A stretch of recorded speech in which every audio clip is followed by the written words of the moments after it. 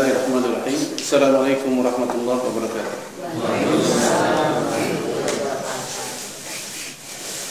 Innal hamdalillah nahmaduhu wa nasta'inuhu wa nastaghfiruh wa na'udzu billahi min shururi anfusina wa sayyiati a'malina.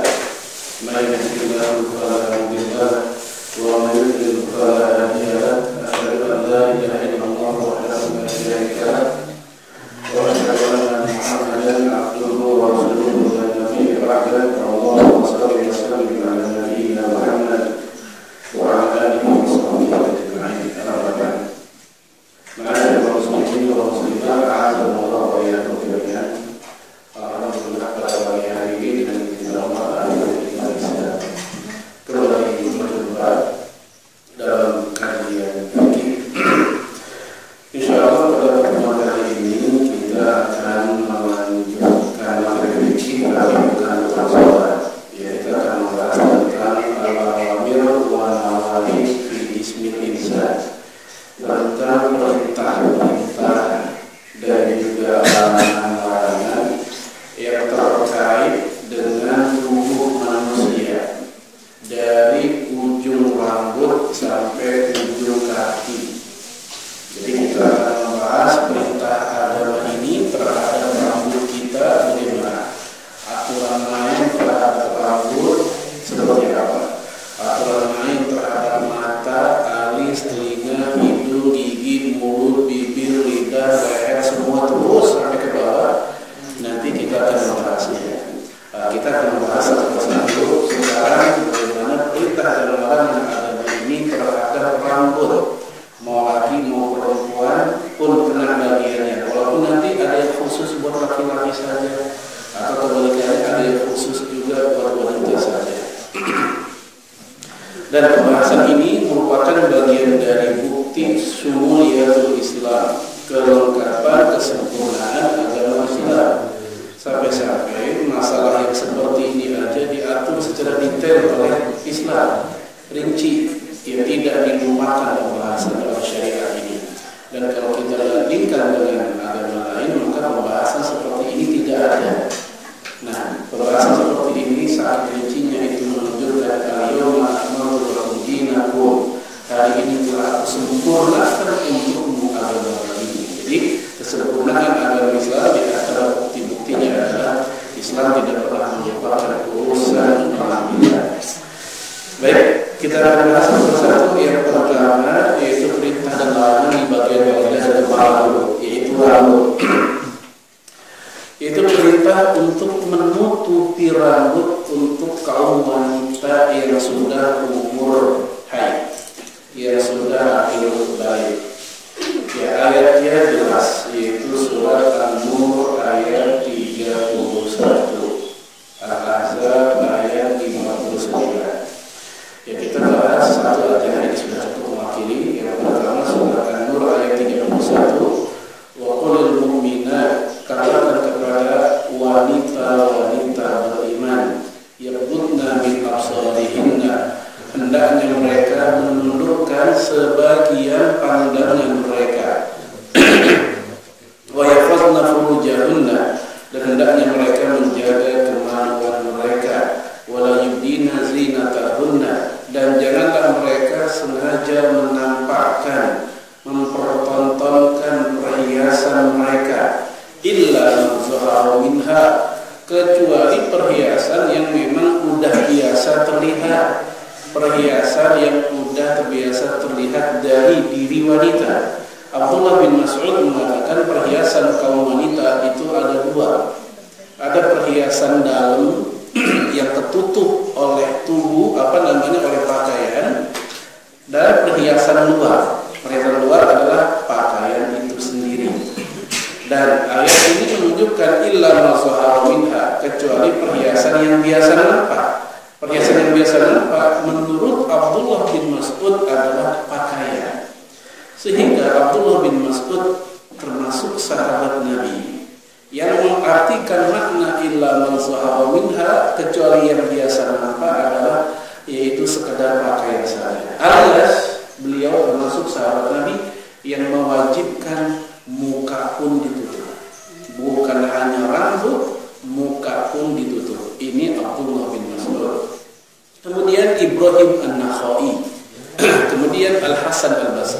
mereka perhiasan yang hanya boleh nampak adalah perhiasan luar, yaitu pakaian. Perhiasan dalam itu milik suami.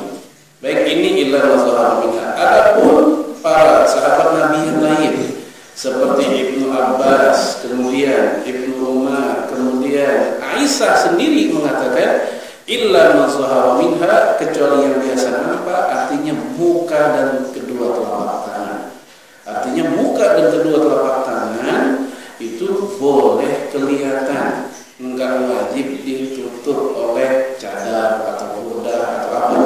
Baik, saya akan sampaikan dari Sayyid Sabiq rahimahullah, badanul mar'ati, badan kaum wanita, kulluhu awrah yajibu 'alaiha satruhu.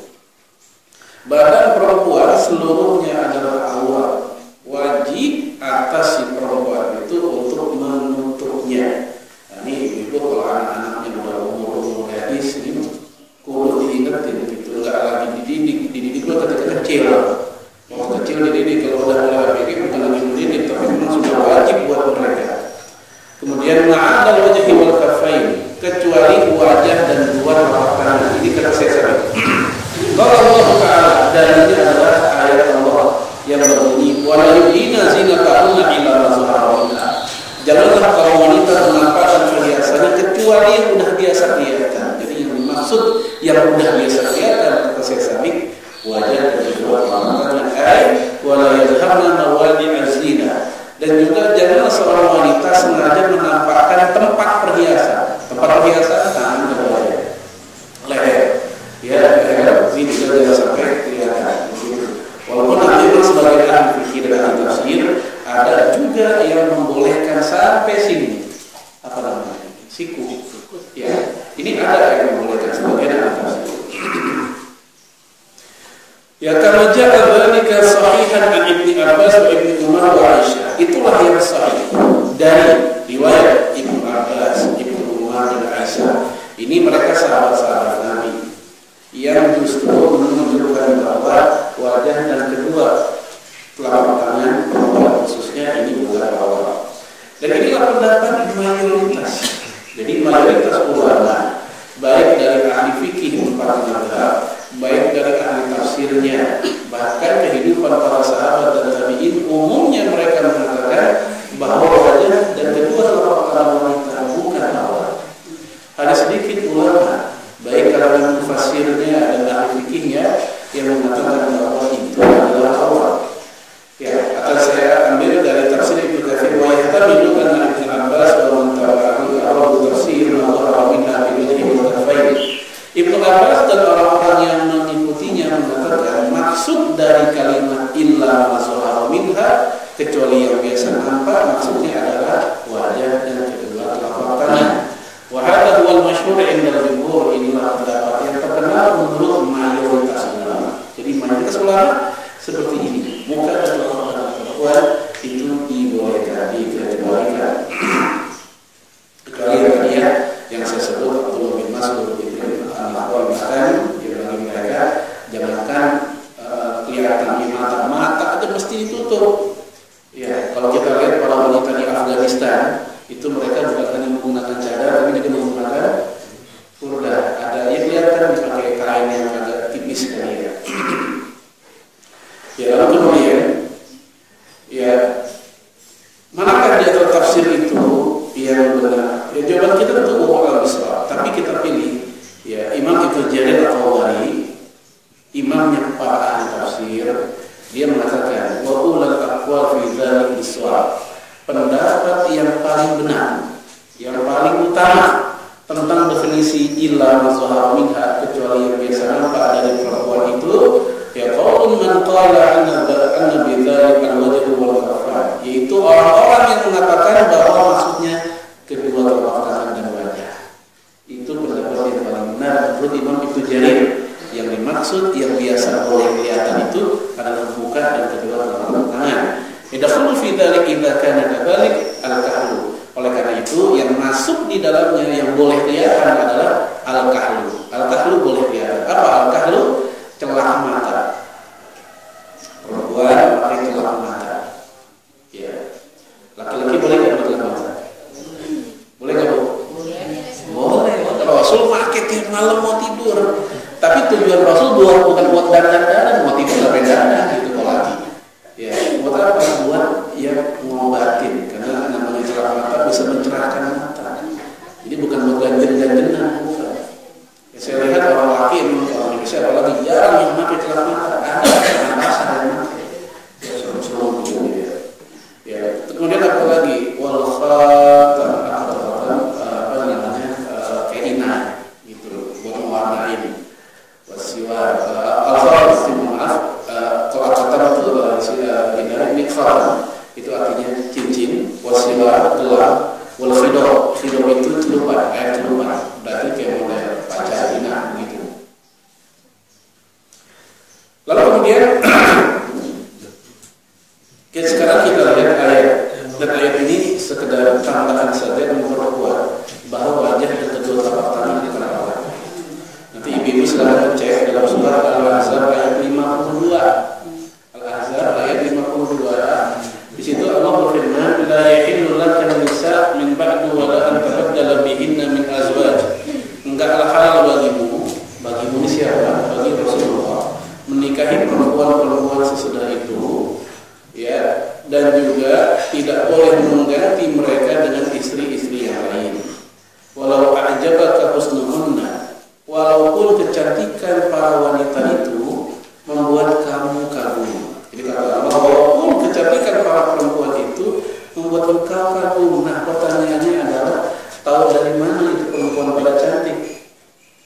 Kecuali dari membuka wajah. Bukan orang, membuka wajah. Ya, bukan wajah. Ketika Allah bilang, walaupun engkau terkagum-kagum dengan kecantikan mereka, jangan nikahi mereka. Gitu. Nah, tahu dari mana itu perempuan pada cantik? Sebab ketika tertutup semuanya antara cantik dan tidak cantik, nggak ketahuan dua-duanya, nggak ketahuan. Ketika Allah bilang walaupun mereka kecantikannya menarik hatimu, jangan nikahi. Maka ini ayat secara langsung menunjukkan pada masa itu wajah memang tidak tertutup. Dan ini dijelaskan langsung oleh para ahli tafsir, yaitu Imam Al-Jassas. Imam Al-Jassas mengatakan, wala yujibuhu husnuhunna illa ba'da ru'yati wujuhihinna. Nggak mungkin ada seseorang tertarik dengan wajah seorang wanita yang cantik-cantik itu kecuali setelah melihat wajah mereka. Itu tanda saat itu memang wajah tidak ditutup. Baik, dalam hadis dari Aisyah bercerita, anna Asma binta Abi Bakar dakhalat ala Rasulillah. Asma putri Rasulullah datang menjumpai Rasulullah sallallahu alaihi wasallam, putri Rasulullah. Wa alaiha thiyabun riqaqun, dan saat itu Asma anak Abu Bakar ini pakai baju yang tipis, baju yang apa ya bahasa Arab itu nyeplak lah begitu. Kemudian fa'arada anha Rasulullah sallallahu alaihi wasallam, Nabi pun berpaling, Nabi nggak mau lihat, ya berpaling dari Asma. Kemudian kata Nabi, ya Asma, innal mar'ata idza balagatil mahid, wahai Asma, jika perempuan sudah nyampe haid, lam tasluh ayyura minha ila hazawada, enggak boleh kelihatan dari tubuhnya, dari dirinya kecuali ini dan ini. Mana ini dan ini? Wa asyara ila wajhihi wa kaffayn, mengisyaratkan Rasulullah ke wajah dan kedua telapak tangannya. Ini hadis jamaah sekalian, aslinya ini hadis dhaif, lemah. Ya, aslinya ini hadis dhaif. Ya, karena sanadnya mursal. Ada perawi yang gugur yang disebutin siapa orangnya. Namun karena hadis ini banyak banget jalur lain yang menguatkan, sehingga Syekh Al-Albani rahimahullah mengatakan ini hadis sahih, terangkat derajatnya menjadi sahih. Baik, ya, ini hadis jelas wajah dan kedua orang. Kasus yang kedua, hadis yang kedua, Jabir bin Abdullah cerita, syahadtu ma'a Rasulillah sallallahu alaihi wasallam as-salata yaumal 'id. Aku sholat bareng sama Nabi di hari Id. Berarti sholat apa nih? Sholat Id. Fabada'a bis-shalah qabla khutbah. Cara Rasul sholat Id dengan cara ya sholat dulu baru khutbah. Beda sama Jumatan. Kalau Jumatan khutbah dulu baru sholat. Jadi sholat dulu baru khutbah. Bighairi adzan, enggak pakai adzan. Kalau Jumatan pakai adzan, ini enggak pakai adzan. Wala iqamah, enggak juga pakai qomat. Tsumma qama mutawakki'an 'ala Bilal. Lalu kemudian ketika Nabi lagi khutbah, ya dia berdiri sambil nyender ke Bilal. Ini menunjukkan saat itu Rasul sudah tua. Dia berdiri nyender kepada Bilal. Fa amara bi taqwallah. Saat itu Rasul memerintahkan jamaah untuk takwa kepada Allah. Wa hasa 'ala ta'ati, dan menganjurkan taat kepada Allah. Wa wa'azan nas wa dzakkarahum, dan memberikan mau'izah dan tazkirah kepada manusia. Jadi dikasih pelajaran, dikasih peringatan. Tsumma madha hatta atan-nisa. Setelah itu Rasul pun datang ke jamaah yang perempuan. Karena zaman dulu kan khutbah enggak pakai mic. Yang seluruh subuh juga kedengeran. Ya maka setelah ke yang laki-laki, Nabi pindah ke yang perempuan. Fa wa'azahunna wa fatarahunna. Maka Nabi pun juga memberikan mau'izah dan peringatan kepada kaum wanita. Faqala, dan Nabi bersabda untuk kaum wanita, ya tasaddaqna fa inna aktsarkunna hatabat jahannam. Kata Nabi kepada kaum wanita, sedekahlah kalian karena di neraka jahanam banyak perempuannya. Di neraka jahanam banyak perempuannya. Faqalat imra'atun min sitatin nisa, bangunlah seorang wanita syarqul khaddain yang pipinya kemerah-merahan. Bangun seorang wanita yang pipinya kemerah-merahan. Faqalat, itu perempuan nanya, 5 ya Rasulullah. Kenapa ya Rasul? Kok perempuan banyak yang di neraka? Nabi menjawab, li'anna kunna tukfirna syaka, karena kalian banyak ngeluh, banyak ngedumel, banyak ngedundel. Sama apa? Anak pemberian suami. Ya watakfurna ashir, dan kalian juga banyak mengingkari ashir, masya nafkah dari suami. Ya Allah, masa sehari cuma 200.000, bingung suami, mau berapa lagi? Ya, 2.000 juga udah banyak banget misalnya. Ya kayak orang-orang rumah sehari gopek. Ya, baik, ini kufur terhadap pemberian. Baik Bu, kita nggak lagi membahas masalah itu. Kita membahas, kita lihat tadi di situ diceritakan ini wanita pipinya kemerah, berarti ketutup nggak mukanya? Enggak. Dan ini menunjukkan saat itu wajah wanita lagi secara budaya saat itu tidak terbuka. Kalau memang itu wajib, pasti Nabi udah bilangin, tutup mukanya, kan gitu. Kalau emang wajib, pasti Nabi nggak akan tinggal dia, pasti akan memerintahkan. Tapi ternyata itu wanita dibiarkan berbicara dan ngobrol dengan Rasulullah SAW. Lalu Imam Ibnu Battal, seorang ulama, ya, dikutip oleh Imam Ibnu Hajar tentang hadis ini. Kisah dalam hadis ini menunjukkan bahwasanya ya tidak mengapa ya seorang wanita membuka wajahnya di hadapan laki-laki, ya selama memang si laki itu tak lahir fitnah atau syahwat dalam dirinya. Ya, kemudian kisah selanjutnya, Zaid bin Aslam bercerita dari ayahnya. Aslam ini pelayan Umar. Kata Aslam, kharajtu ma'a Umar bin Khattab. Saya keluar bersama Umar ila suq, ke pasar. Mereka keluar ke pasar. Wahai Umar berjumpa dengan siapa? Imra'atun syabatun, dengan seorang wanita yang masih muda. Wanita masih muda. Tahu dari mana dia muda, dia tua? Kecuali kalau kelihatan mukanya. Sebab ketika seorang nenek dan seorang gadis sama-sama dicadari, ketahuan laki-laki. Ya, Neng, kita panggil Neng. Dia ngomel, terus ketutup sih kita nggak bisa kenal, ya kan? Tapi oleh karena itu, ketika itu ketahuan dia, imra'atun syabatun, wanita muda, maka itu tanda bahwa dia tampak atau kelihatan wajahnya. Ini hanya soal Bukhari. Ya, kisah yang tadi juga ya sudah Muslim. Jadi ini insyaallah riwayatnya valid semua. Dan saat ini yang namanya ayat hijab sudah turun. Pada masa Umar Khalifah sudah turun ayat hijab sudah lewat. Artinya walaupun ayat hijab sudah turun, ya, namun para sahabat Nabi tak mengartikan itu bermakna wajah itu. Walaupun nanti memang ada ya kisah ditutupnya wajah, tapi kisah tersebut saya contoh seperti Aisyah ketika beliau bersama Rasul di Baitullah, banyak laki-laki lalu dia menutup wajahnya. Aisyah. Tapi ini memang spesial buat istri Nabi. Kalau istri Nabi memang seperti itu. Tapi kalau untuk wanita muslimah selain istri Nabi, mereka memang tidak mesti seperti itu. Dan kisah tersebut memang ternyata bahwa kisah tentang Aisyah menutup wajah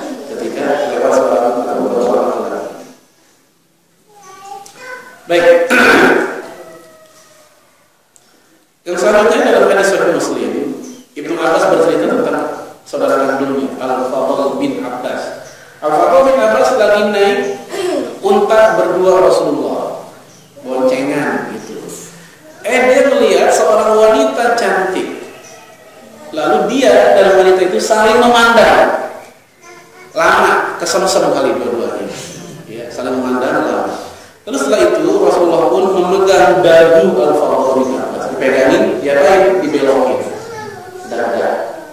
Ya, dibelokin. Jadi saat itu kalau bukan karena kecantikan wajah si perempuan itu, nggak ada laki-laki sampai morotin amat. Ya, apakah laki-laki tertarik dengan perempuan diawali jempol kakinya? Kan bukan.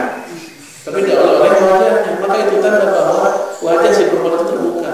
Dan kalau memang dia wajib, pasti Nabi akan mengatakan selain membelokkan kepala Al-Fadl, Nabi juga akan bilang kepada perempuan itu, kamu juga terus wajah. Ternyata Nabi hanya minta kepada Al-Fadl buat udah tunjukkan pandangan itu. Ya. Baik. Ibnu Hajar mengatakan, ya dia nukil dari qala batal fil hadis al-amru yaghuddu al-basar khasyatul fitnah. Hadis ini menunjukkan perintah buat menundukkan pandangan jika melahirkan fitnah. Wa muqtadahu annahu idza umina al-fitnah, maka makna implisitnya kalau aman dari fitnah ya lam yamtani, enggak terlarang melihat wajahnya kalau aman dari fitnah. Kemudian kata beliau, wa fihi dalilun ala anna nisa al-mu'minin laisa alaihinna minal hijab. Dalam hadis ini menjadi dalil bahwa orang-orang wanita beriman, bukan istri Nabi, enggak wajib menutup wajah. Ini kata Imam Ibnu Battal. Mayalzamu azwajin Nabi, sebagaimana istri Nabi. Kalau istri Nabi iya. Kalau selain istri Nabi, kata Imam Ibnu Battal tidak. Ya idlaw lazima dzalik jami'in nisa li amaran Nabi alaihi salatu wasallam. Kalau seandainya memang itu wajib, kata dia. Kalau memang menutup wajah itu wajib, pasti Nabi akan memerintahkan wanita al-khafamiyah bil istitar. Wanita yang tadi, wanita al-khafamiyah ya bil istitar, dengan menutup wajah. Baik. Saya rasa ini yang terakhir cukup ini aja. Sebenarnya banyak lagi dalil-dalil, tapi ini juga sudah cukup. Yaitu hadis Bukhari dan Muslim, Atha bin Rabah berkata, Ibnu Abbas ngomong kepadaku. Ibnu Abbas bicara kepada Atha bin Abi Rabah, maukah aku tunjukkan kepadamu seorang wanita calon penghuni surga? Wanita calon penghuni surga. Kata Atha bin Rabah, iya. Mana wanita itu? Apa jawaban Ibnu Abbas? Wanita yang hitam inilah disebut warna kulitnya. Kalau tadi kemerah-merahan, yang ini hitam. Tentu itu kelihatan. Jika disebut hitam, putih, merah, itu karena wajahnya kelihatan. Ini hadis Bukhari dan Muslim. Baik teman-teman sekalian, cukup ini yang pertama. Akhwat terhadap bagian kepala itu rambut ditutup. Tapi saya ternyata rambut khususnya perempuan, ya di TV aja iklan paling banyak iklan sampo, jangan-jangan dipejengin mulu tuh rambut yang harusnya ditutup. Baik, yang kedua, akhlak atau perintah terhadap rambut, yaitu nyemir rambut, pikok, bigen, ya disemir rambutnya. Apa dalilnya? Innal yahuda wal nasara la yasbiqun fa khalifuhum. Orang Yahudi dan orang Nasrani tidak mewarnai rambutnya, maka berbedalah kamu dengan mereka. Ada dua pelajaran dari hadis ini. Yang pertama, tujuan dari menyemir rambut adalah supaya tidak tasyabbuh bil kufar, bukan menyerupai orang kafir. Yang kedua, di hadis ini enggak nyebutin warna semirnya. Maka pada dasarnya awalnya seluruh warna semir rambut itu boleh pada awalnya. Yang penting kepantasan di sebuah daerah aja. Pantas nggak sih warnain rambut warnanya biru? Nanti orang nanya ini belau apa? Ya pantas nggak sih warnain rambut warna hijau misalnya? Ya. Oleh karena itu pada dasarnya awalnya nggak ada masalah. Tapi kita ketemu dengan hadis lain yang mulai memberikan pengkhususan warna. Dari Abu Umamah, ya Rasulullah diceritakan kharaja Rasulullah ala masyifatin min al-ansar. Rasul keluar rumah, ketemu dengan seorang aki-aki golongan Ansar. Kakek-kakek orang tua ketemu dengan Nabi, ini kakek orang Ansar. Ya baidul lihahum, dalam keadaan udah memutih jenggotnya. Jadi udah pada ubanan gitu. Maka Nabi bilang, ya masyarul Ansar, wahai orang-orang Ansar, amiru wasafiru, merahkanlah sesuaikanlah merah dan kuning, disebut dua warna. Wa khalifu ahlal kitab, bedalah kalian dengan Yahudi dan Nasrani, merah dan kuning. Imam Ibnu Abdul Bar ya memberikan penjelasan masalah sunnah ini. Memang mesti kita lihat juga kultur yang berlaku di masyarakat. Karena ada sunnah yang kita nggak jalankan karena memang masyarakat akan memandangnya aneh atau belum siap. Ya, ini sunnah yang sifatnya penampilan yang terkait dengan selera juga masing-masing negeri. Nah, kalau seandainya hari ini saya datang ke masjid ini dengan menguningkan rambut, dikuningin, jenggotnya juga kuning semua, kan orang pada nanya, orang nanya, ini nggak jadi anak alay begini? Memang Korea. Baik, kisah yang selanjutnya ini juga tentang, kalau tadi kan warna-warna yang diperintahkan, ini warna-warna yang disuruh untuk dijauhi malah, ini kebalikannya. Ya, yaitu datang seorang kakek bernama Abu Quhafah, bapaknya Abu Bakar As-Siddiq, udah tua banget, putih udah semua, putih rambut, putih jenggot, udah putih semuanya. Lalu Rasul bilang, "Ghayyiru hadza bisyai', rubahlah rambut orang ini dengan sesuatu. Wajtanibus sawad, jauhilah warna hitam." Justru warna hitam disuruh dijauhi. Nah, di negara kita pikok umumnya warnanya apa? Hitam. Tapi justru itu yang disuruh dijauhi. Dan menurut mazhabnya Imam Syafi'i, ya, bahwa nyemir rambut pakai warna hitam itu haram dalam mazhab Syafi'i. Kemudian ya, Imam Nawawi lebih milih menyemir rambut warna hitam itu enggak haram tapi makruh tahrim, yaitu makruh mendekati haram. Jadi enggak sampai haram, makruh tahrim. Nah, ini hadis, ini riwayat ya Imam Abu Dawud An-Nasa'i dan sahih hadisnya. Tapi nanti kita lihat, kita ketemu fakta sejarah bahwa sahabat Nabi juga ada yang menyemir rambutnya warnanya hitam. Ada. Di antaranya adalah Utsman bin Affan. Dia menyemir rambutnya warnanya hitam. Cucu Nabi Hasan Hussein pun menyemir rambutnya warnanya hitam. Dan beberapa sahabat Nabi lain. Tabi'in Ibnu Sirin menyemir rambut warna hitam. Loh, bukankah Rasul mengatakan jauhi warna hitam? Kok ini para sahabat Nabi malah pakai warna hitam? Itu tanda bahwa dalam pemahaman sebagian sahabat Nabi, penghindaran warna hitam itu enggak berlaku buat semuanya, tapi itu berlaku buat siapa? Buat yang tadi Abu Quhafah, ayahnya Abu Bakar As-Siddiq, karena dia udah tua banget, nggak pantas kan, udah tua banget, umur 70-80 ditemin. Orang nanya, hati-hati ganti casing begini. Nah, itu nggak jadi hitam begini gitu. Beda kalau seandainya umur 40, 30-an, udah berubah. Terus dia hitemin, orang masih nggak mikir ke sana, masih pantas lah anggapannya. Jadi seolah-olah larangan tadi menurut sahabat ini emang spesial buat si Abu Quhafah, ayah dari Abu Bakar Siddiq radhiyallahu anhu. Nah, bagaimana akhirnya? Setelah kita tahu fakta Nabi di satu sisi melarang menjauhinya, nyuruh jauhi, sisi lain para sahabat melakukan. Jalan komprominya adalah bahwa yang paling kuat ini nggak sampai haram tapi makruh. Imam Malik diceritakan dari Imam Malik, ya kata Imam Malik, ya al-hinna wal katmu wasiun. Hinna ini apa namanya? Ya pacar Cina atau itu. Kemudian hinna semuanya wasiun, semua luas. Maksudnya luas adalah terserah mau warna apa aja gitu. Wasin itu biga disawat ahbilah. Tapi menyemir rambut enggak pakai warna hitam, aku lebih suka. Jadi dia nggak larang, cuman dia bilang enggak hitam, aku lebih suka. Berarti ada beberapa opsi nih, ada hitam, ada merah, ada kuning dan lain-lain. Ada beberapa pilihan kayak begitu. Nah, untuk yang hitam kata Imam Malik, aku lebih suka yang tidak hitam. Jadi dia nggak larang, ini Imam Malik. Dan saya rasa ini pandangan yang lebih pas begitu karena memandangkan semua dalil yang ada. Ya di satu sisi ada perintah untuk menjauhinya, sisi lain para sahabat melakukannya. Baik, ini yang kedua, menyemir rambut. Ya. Adapun yang ketiga yaitu larangan mencabut uban. Ini enaknya, ngupahin cucu ada. Seperti itu, ini udah mencabut.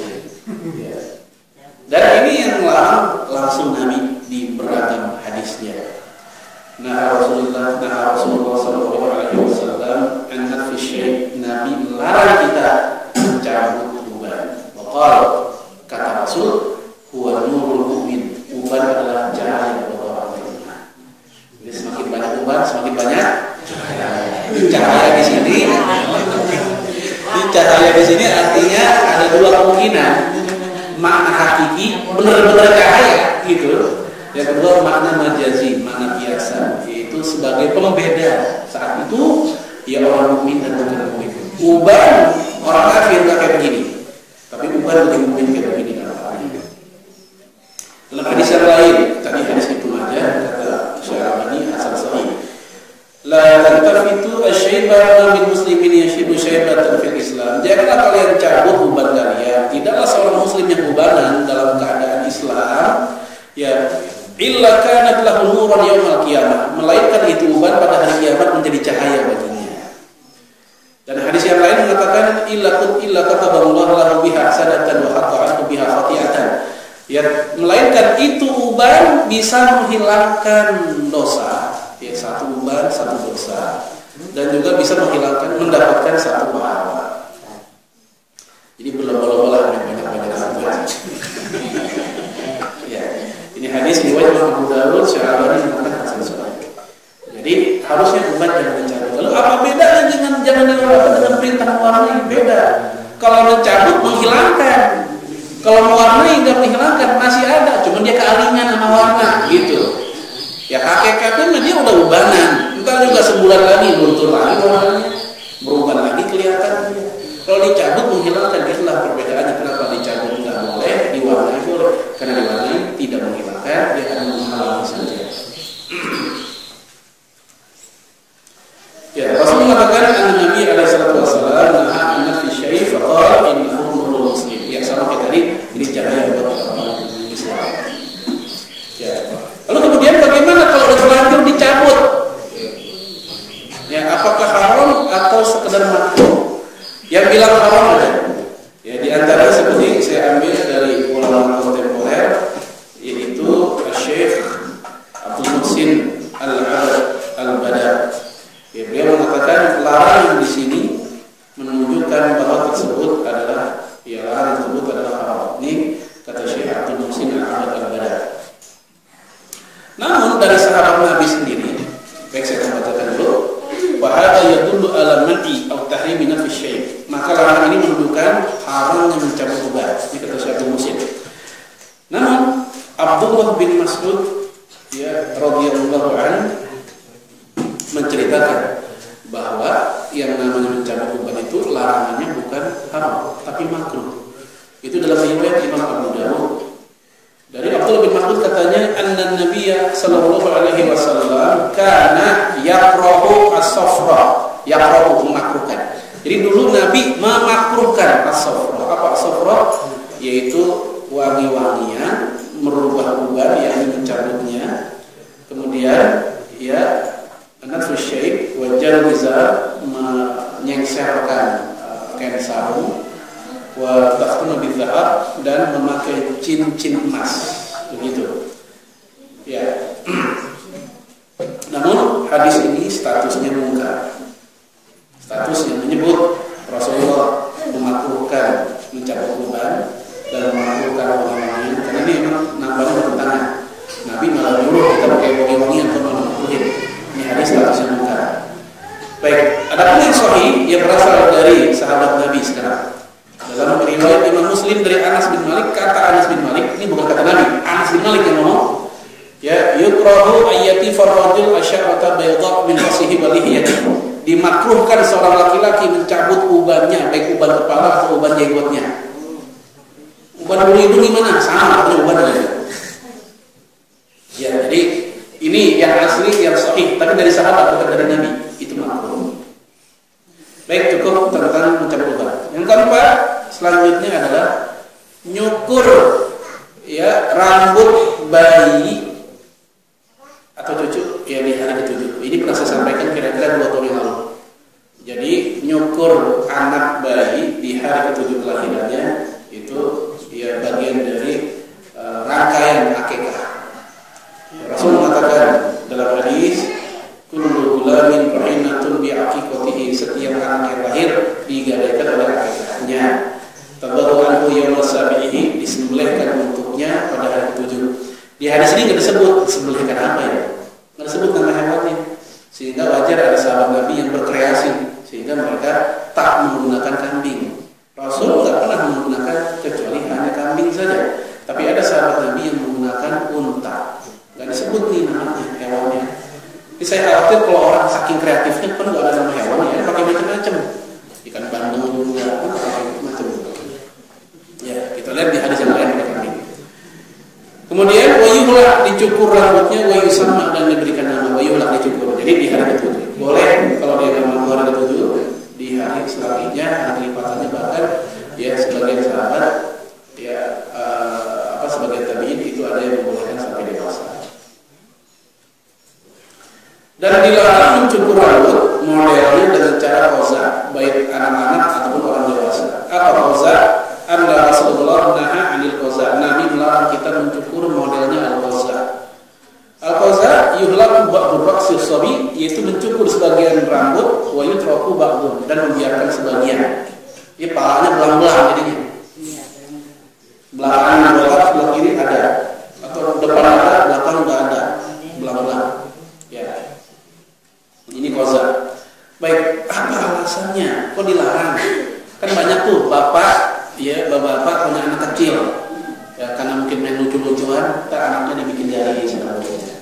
Barang 2 dari 3 dari, entar dipedekin, dibikin buntut dan lain-lain. Lucu-lucuan ada senang gitu.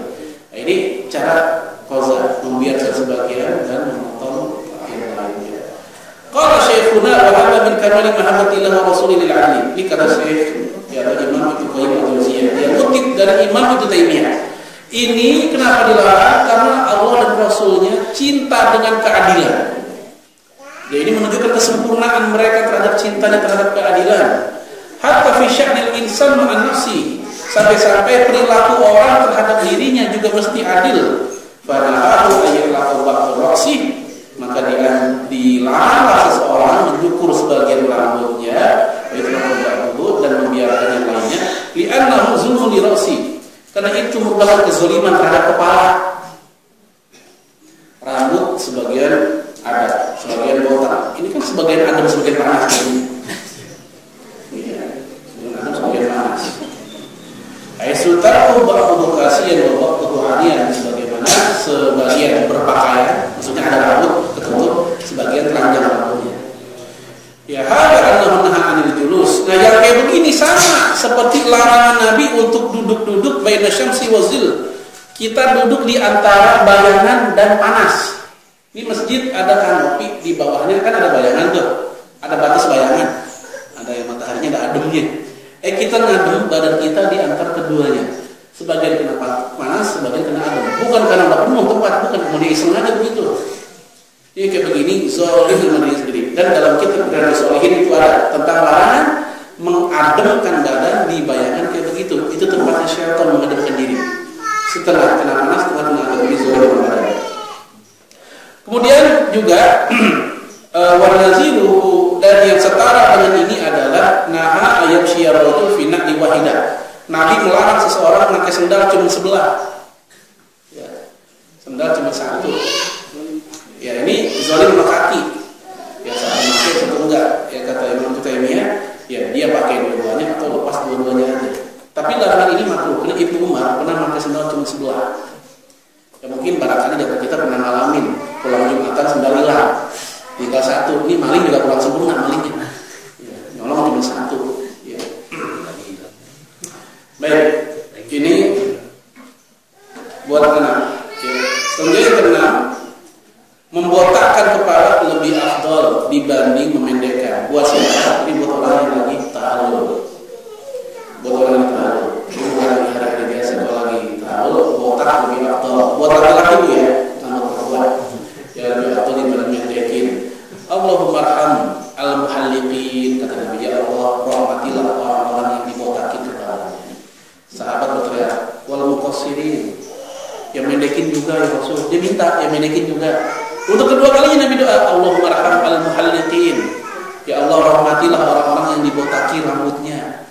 Ini sahabat teriak lagi, wal muqassirin, yang pendek juga ya Rasul. Nabi bilang wal muqassirin, iya yang pendek juga. Jadi dua kali doa rahmat kepada yang dibotak, yang dibotakan begitu.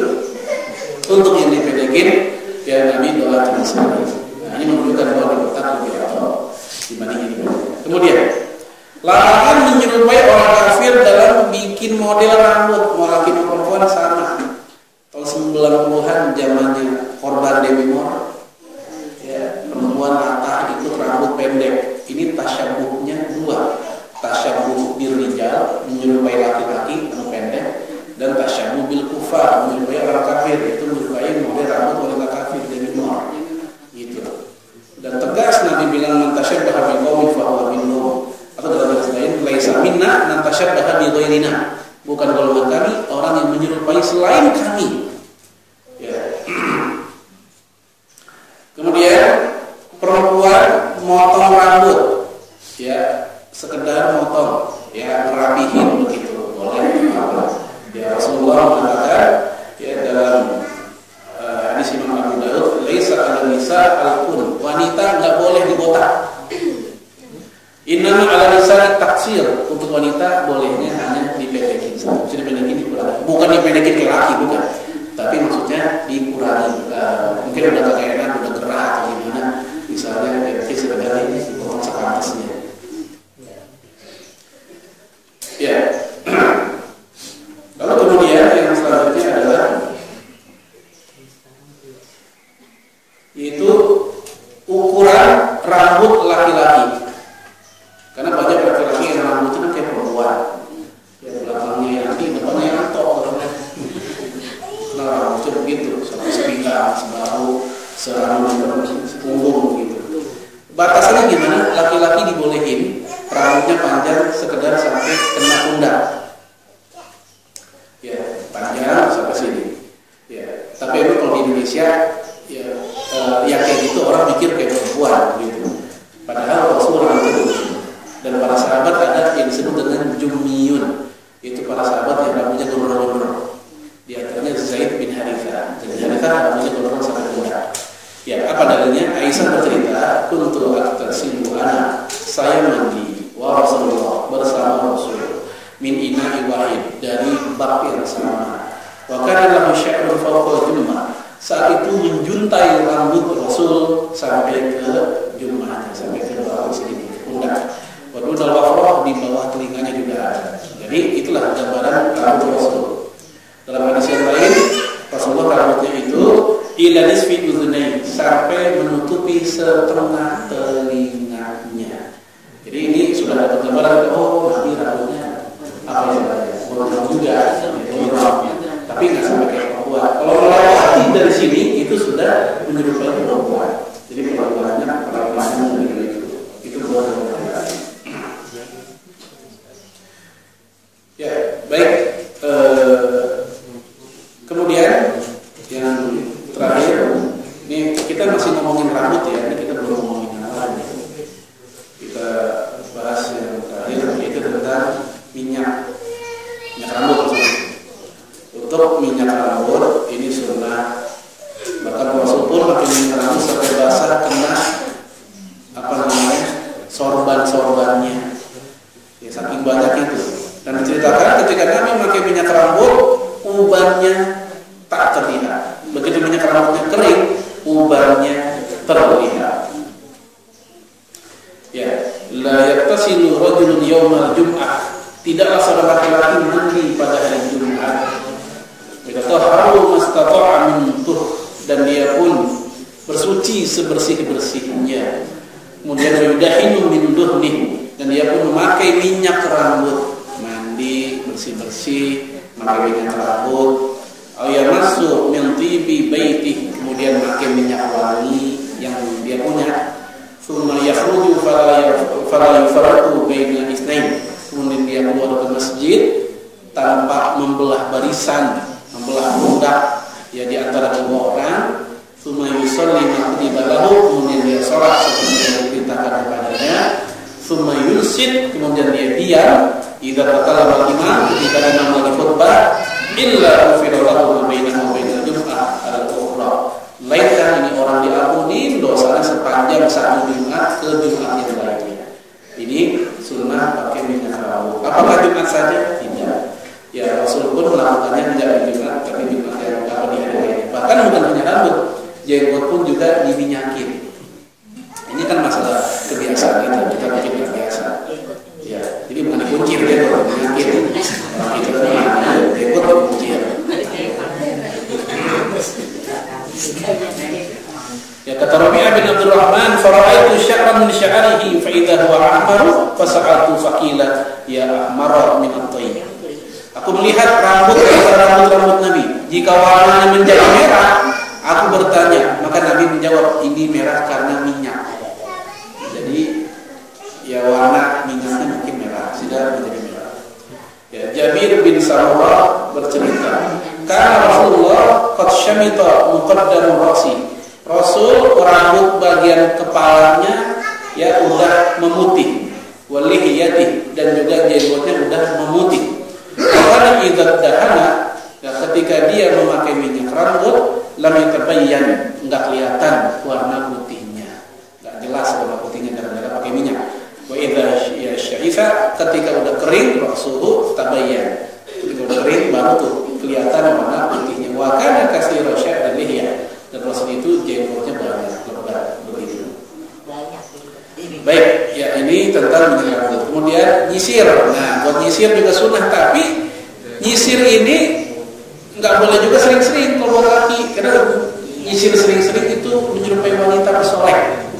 Ya, diceritakan di sini bahwa Rasulullah alaihi salatu wasallam mengatakan, Rasulullah al-tarajul illa ibban. Rasul melarang kita nyisir kecuali jarang-jarang. Ini buat laki.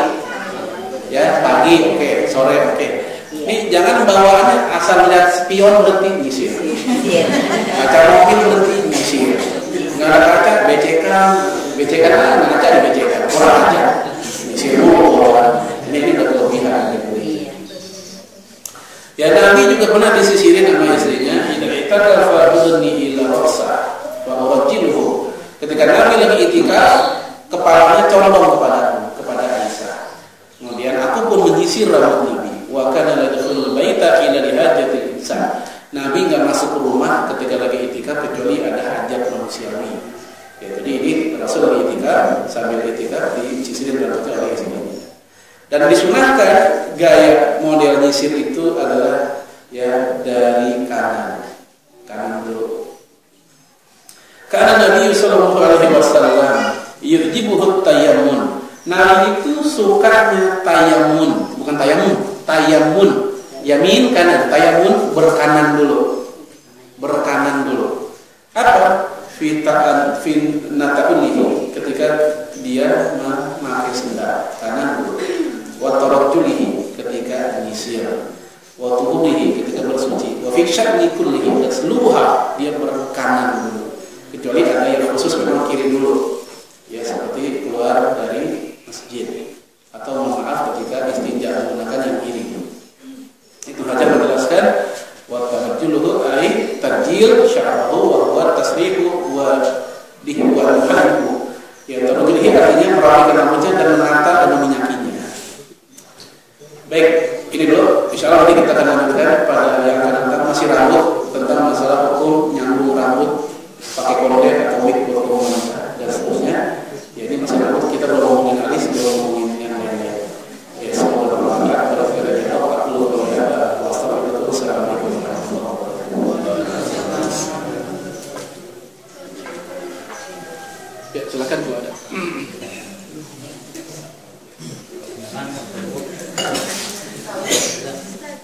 Assalamualaikum warahmatullahi wabarakatuh. Pertanyaannya mungkin agak menyimpang dikit, tapi terkait aurat bukan rambut. Ada saya mendengar suara wanita itu aurat, betul apa tidak? Terus yang kedua ada pertanyaan tentang kalau rebonding boleh nggak? Rambut rebonding. Ada lagi.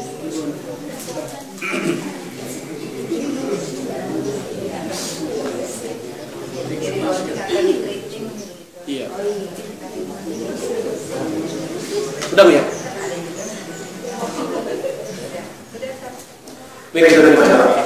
Suara wanita aurat atau bukan? Baik, menurut Imam Abu Hanifah, suara wanita itu aurat. Dari mana Bu dalilnya? Dari surat An-Nur ayat 31 di kalimat-kalimat terakhir. Itu ketika Allah berfirman, "Wala yudrikna bi arjulihinna liya'lama ma yukhfina min zinatihinna." Janganlah seorang wanita ya mukulin kakinya, gebrak-gebrakin kakinya supaya kedengeran hiasan yang ada di kakinya. Pakai gelang kaki yang kerincing gitu. Nah, menurut Abu Hanifah, jika suara kerincingan yang di kaki yang namanya kedengeran, padahal suara tersebut suara yang ya tidak bisa dinikmati, kerincingan apa enak-enaknya gitu. Ya. Kalau suara gitu aja udah nggak boleh, apalagi suara perempuannya yang bisa lahir fitnah laki-laki pendapat orang. Adapun 3 mazhab ini menjadi pendapat mayoritas, suara wanita bukan aurat. Ya, bukan aurat. Apa dalilnya? Banyak. Yaitu dalam Al-Quran sendiri kisah tentang dialog antara Nabi Musa dengan 2 orang wanita. Jadi orang wanita. Ini dari sini ya, yang lagi ngantri Nabi Air. Ini bukan anaknya Nabi Syuaib, bukan. Itu kasih mengatakan 2 orang ini bukan anaknya Nabi Syuaib. Karena jarak usia antara Syuaib dengan Nabi Musa 1000 tahun lebih. Tapi udah kagum orang-orang ini anaknya Nabi Syuaib. Kemudian ya kisah para sahabat ngobrol dengan Rasulullah itu juga menunjukkan bahwa bukan aurat. Kapan? Ingat kisah yang wanita pipinya merah-merah 5 ya Rasulullah. Kenapa ya Rasulullah? Nabi nggak bilang pakai kertas saja tulis. Karena aurat enggak, Nabi tetap menjawab pertanyaan suara si perempuan tersebut.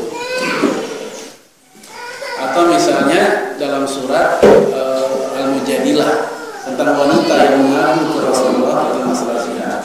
Ya, itu juga menunjukkan dialog antara mereka terhadap kepada Rasulullah SAW. Jadi ini dalilnya. Kecuali memang kalau itu suara perempuan sudah sampai bagaimana begitu hingga akhirnya membuat laki-laki yang berpenyakit hatinya lahir fitnah atau syahwat. Bagaimana dengan perempuan yang lagi bernyanyi? Perempuan lagi nyanyi, yang dengerin sengaja laki-laki kayak model orang kondangan. Kita lagi kondangan. Ya, dan sebagai tamu kita nggak bisa ngatur-ngatur acara, kan kita tamu. Acara dari si tuan rumah. Ternyata ada lagu-lagu pengiringnya, ya nyinden, anggap begitu. Ya, atau misalnya kayak model apa sih sekarang? Model tunggal, jadinya perempuan. Ya, anggaplah lagunya lagu baik-baik, bukan lagu yang aneh-aneh. Misal dia nyanyiin lagu-lagu religius si perempuan ini. Gimana nih kita nih? Ini kan nyanyian, bukan sedang ngomong. Kalau sedang ngomong biasa, oke lah bukan aurat. Tapi kalau udah nyanyian dengan ditinggiin suaranya, direndahin lagi, ada cempokan-cempokan segala gitu. Jadi boleh apa enggak? Nah di sini dalam hadis riwayat Imam Abu Dawud Tirmidzi dari Abu Hurairah, ada seorang wanita ngomong, ya Rasul, ya kuntu nazartu, saya bernazar. In kunta saliman fi ghazi, kalau engkau selamat pulang perang Nabi selamat, ya saya bernazar. Apa nazarnya? Fa'adribu abdu, saya pengen mengukur rebana dan saya pengen nyanyi. Perempuan bernazar pengen Nabi, pengen nyanyi di depan Nabi. Ini perempuan bukan perempuan anak-anak, perempuan udah besar, udah dewasa. Disebutkan dalam hadis perempuan ini walau kulitnya hitam. Nabi pun pulang perang aman sehat. Ya ketemu si perempuan ini kasih tahu, saya nazar kayak begitu. Apa jawaban Nabi? In kunti nadari fadribi. Kalau engkau memang udah bernazar kayak begitu, pukul itu rebana. Wa illa fa. Kalau enggak bernazar, fa jangan dipukul atau jangan nyanyi. Akhirnya itu perempuan main rebana dan bernyanyi di depan Nabi. Gitu. Ya, summa taqala Utsman wa hiya tadrib. Utsman pun masuk ke rumah itu wa hiya tadrib, si perempuan ini masih mukul. Summa taqala Ali wa hiya tadrib. Ali pun masuk wa hiya tadrib, dia masih mukul. Summa taqala Abu Bakar Bakar pun masuk, wah dia tadrib, dia masih berkorban, masih nyanyi. Intinya ada 4 orang mulia, Rasul, Abu Bakar, Utsman, Ali. Mereka melihat, mendengar ada seorang wanita bernyanyi, bukan hanya bernyanyi, tapi berkorban. Summa dakhala Umar, begitu Umar yang masuk, apa yang terjadi? Berhenti. Ini perempuan ketakutan dibanting rebahnya, langsung itu perempuan duduk semaput. Ucap sama Umar. Ya, Nabi pun mengatakan, ya Umar, inna syaitana la yakhafa. Setan itu benar-benar takut kepadamu. Setan itu takut sama Umar. Ya. Ketika ya ini kuntu jalisin, ketika saya lagi duduk, wah ya tadi dia masih main. Ketika Abu Bakar masuk, dia masih main terus, istilah Nabi kayak gitu. Ketika engkau yang masuk, dia begitu semangat. Ya. Nah, kisah ini menunjukkan, kata Imam Ali Al-Qari menjelaskan dalam kitab Mir'ah Al-Mafatih, kisah ini menunjukkan bolehnya seorang laki-laki mendengarkan wanita bernyanyi jika aman dari fitnah. Ya, ini saya sudah buat tulisan khusus tentang yang musik halal atau haram. Ya, ada pihak yang membolehkan dalam kisah ini. Ini hadis statusnya sahih. Ini kejadiannya bukan di akhirat, bukan. Kejadiannya bukan ketika perang, dan kejadiannya bukan ketika pernikahan. Di luar waktu itu. Sehingga Imam Syafi'i mengatakan bolehnya secara mutlak di waktu apapun dan apapun selama tidak ada keadaan bahagia.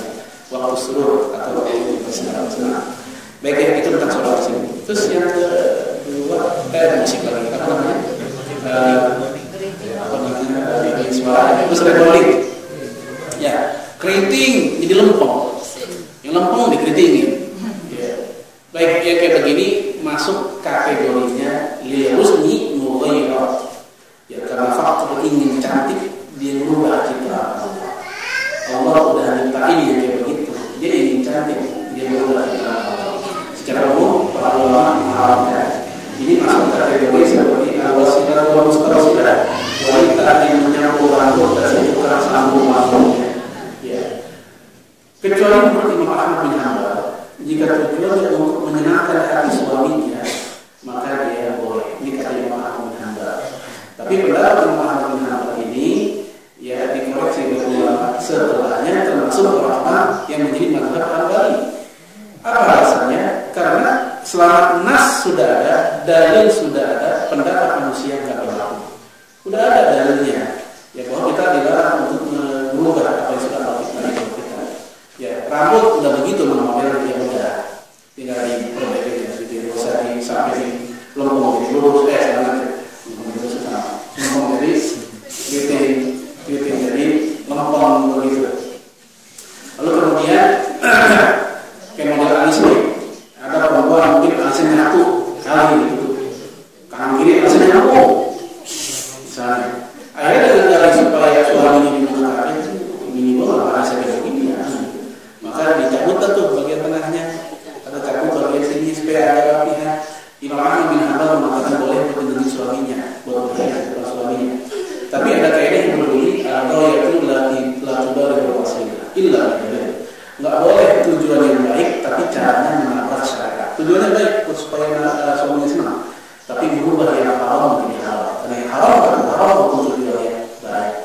Jadi inilah dasar kenapa ya MUI di Jawa Timur mengeluarkan fatwa haramnya dibunuh. Majelis Ulama Indonesia Jawa Timur mengeluarkan fatwa haramnya dibunuh. Yang lain mengatakan masih boleh aja dengan dalil pendapat Imam Ahmad bin Hanbal kalau tujuannya untuk menyenangin suaminya. Walhasil pada kesimpulan ini masalah khilafiyah, masalah itu. Tapi kalau kita ingin yang aman-aman, ingin yang wawak yang lebih hati-hati, ya tidak melakukannya. Ya seorang wanita masih bisa menyenangkan suami dengan cara yang lainnya kok, dengan cara yang tidak sampai membuat kita melakukan. Yang sedikit ada kaitannya. Di mana gigi, kawat gigi, ngeratain gigi, apa yang sejenisnya. Baik, sebenarnya masalah gigi ini akan kita bahas. Ini kan kita masih rambut dulu. Kan saya udah bilang tadi, ini kita ngomongin dari kepala sampai kaki. Siap, rambut, ngomongin alis, kita ngomongin itu, ngomongin bibir, ngomongin gigi, dagu, jenggot, leher, terus sampai ke bawah, sampai jempol kaki kita urusin. Ya. Tetapi tadi memang selama 1 jam baru mengingat itu belum beres. Gitu. Ya, jadi sama dengan kita sabar aja gitu.